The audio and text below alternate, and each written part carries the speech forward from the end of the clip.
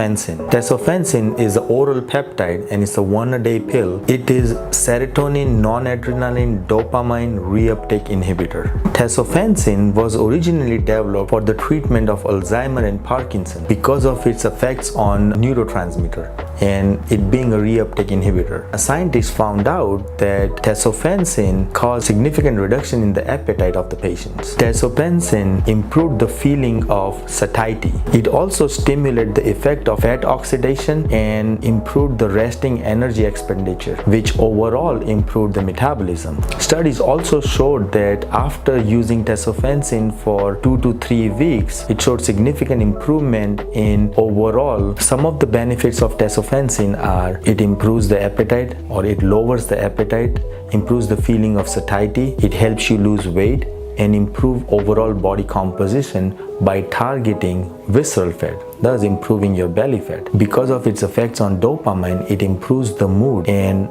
improves the symptoms of depression. Tesofensine is also neuroprotective and it overall improves the insulin sensitivity.